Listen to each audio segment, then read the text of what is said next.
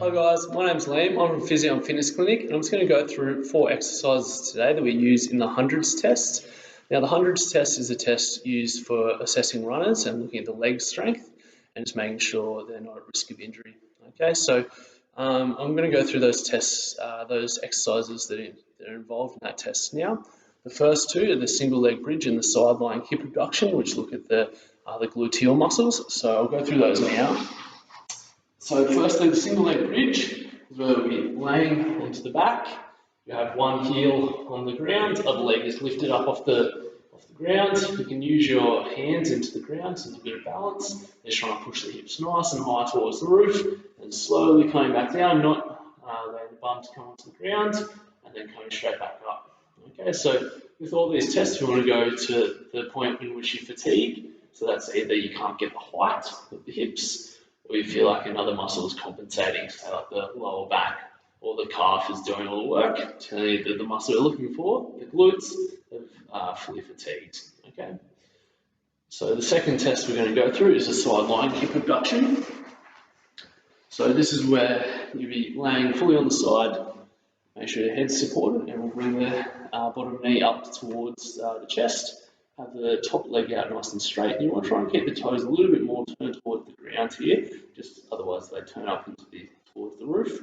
The hip flexors just start to do a little bit too much of the work, so we want to try and keep them turned down a little, and then keep the leg nice and in line with the body. Okay, so you'll lift up and down from here, coming from in line with the hip, straight up towards the ceiling, trying to get to at least sort of 30 to 45 degrees. You don't want to drop down too low that the glute gets a bit of a rest, and you don't want to allow the leg to come out in front where the hip flexors start to take over. Now again, you'll work to the point where you feel like you can't get the height required, or you feel like the hip flexors or maybe the lower back or another muscle is starting to take over. Okay, and that'll be the point at which we say that the muscle is fatigued. So then the next two tests we're going to go through is going to be the single leg stand. So this is where you're seated on the edge of a seat. You're going to have one leg on the ground, the other leg will be out in front. Now, we want to try and have the hands away from anything to press on here. Okay, you have them across the chest, so you can leave them out in front. There'll be a little bit of shift forward of the body as we come into standing, but you don't want it to be rocking forward too much. Now we'll come up from here, coming up nice and tall. Slowly try and lower yourself down back onto the chair, making sure you're not flopping down. Okay. So what we're looking for here is trying to use the quadricep, okay, and be able to control your body weight over the leg. Okay, so not trying to use other muscle groups.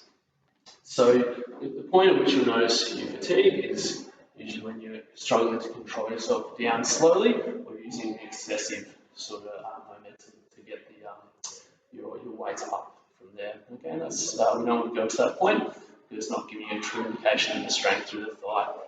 The last one is the single leg calf raise. This is looking at the calves, obviously.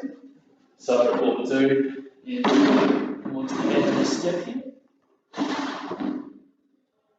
Going to have the knee nice and straight, and you're coming down so the heel comes just over the top of this, just below this step, sorry, and you come up onto the toes from there.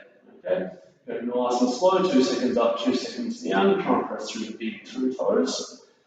Okay, and the point at which you can't get all the way up onto the toes, so the ankle starts to come forward over the midfoot, that's the point in which we say that that's the calf muscle fatigued, and then you pull it up there. Okay, so they're the 4 tests.